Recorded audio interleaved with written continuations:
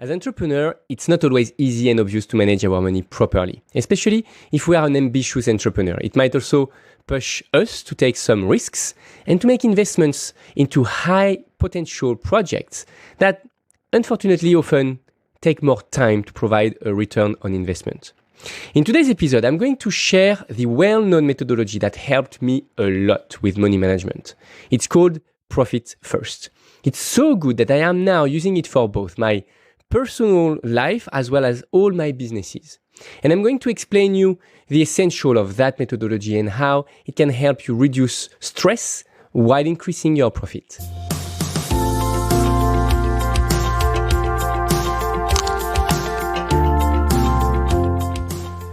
Hi, I'm Amaury, founder and CEO at My CTO Friend, where founders come to learn how to build their tech startup.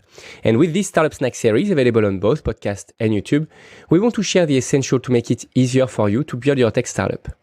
And as entrepreneurs, we learn to make decisions from our gut. And it's usually the same for a financial decision, a financial perspective. But the big difficulties as an entrepreneur is to take into consideration the money available to invest, not really the money that is coming in. And to make our motivation as high as possible, we need to get a pretty good income to live worries-free and focus on the growth of our business. And that's led me to introduce the very first principle of profit first. Usually, most of people will consider their sales minus their expenses to see how much profit they do, how much profit there is left. But from a psychology point of view, it reduces the importance of the profit. Instead, with profit first, as soon as we get an incoming payment, we take our profit right away.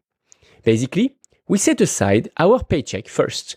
Then we see what we have left to pay the expenses. So mathematically, it's exactly the same. I agree. But from a psychology and human behavior, it changed everything. It constrains the expense and helped to make better spending decisions, as we are not going to make decisions out of what we've earned or what we have left in the bank, but out of what we have left after our own profit withdrawal. And the difference between the two comes from the Parkinson law. That rule which said that our demand for a resource increased to meet the supply of it. So basically, if we earn 10K every month, we will eventually spend the 10K just because we can.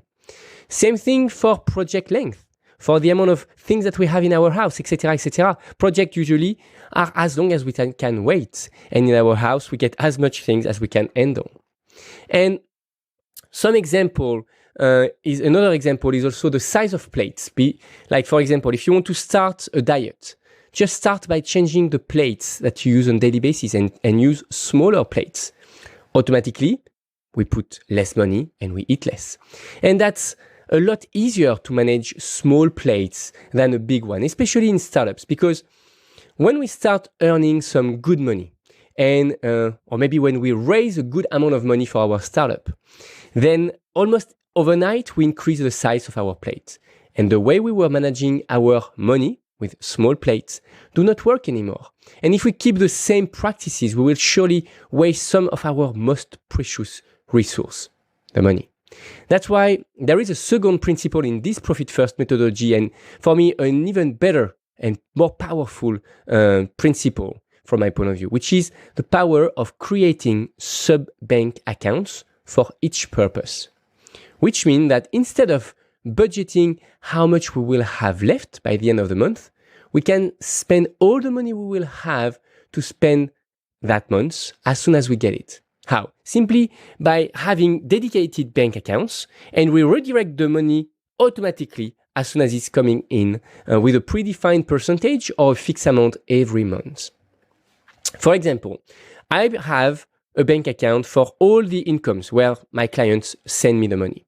I also have one of my an account dedicated to taxes. As soon as I get a paycheck, I set aside the taxes. I also have one for my own salary when I set aside the money to pay myself first, and of course my internal team. I also have one for all my recurring subscription.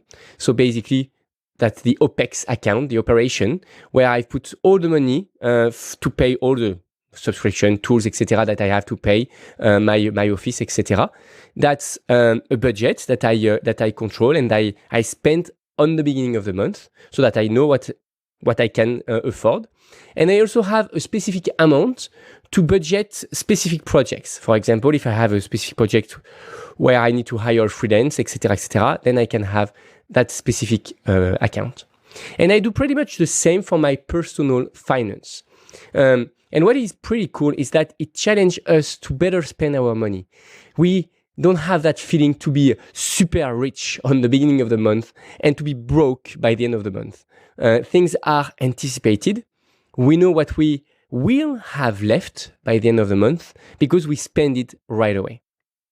And one more trick that recommend Michael Wisk, the author of this methodology, sorry for the name, it's to use not only separated bank accounts, but also different banks to move things out of sight. Because if we have money on the bank and we check it every day, we can be tempted to spend it. Even on the tax account, we can borrow the money from the tax account and put it back later, which is a bad practice.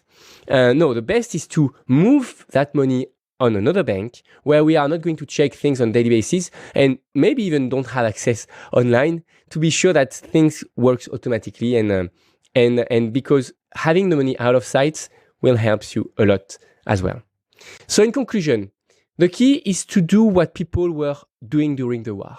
They were creating an envelope for all the things they had to pay for, food, rent, etc. There is no easier way to budget than counting the real money and to putting it in small plates. And that's what we can reproduce virtually with different bank accounts.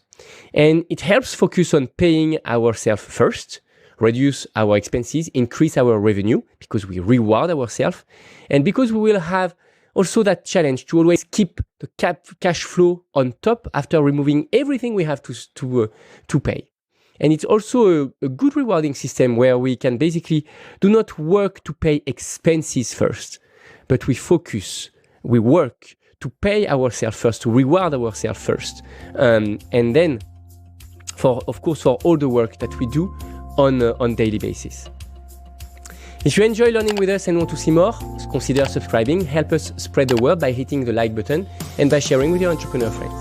And if you have any question or want to suggest a topic, feel free to comment down below, or you can also check out our website to learn more about our program and how you can join.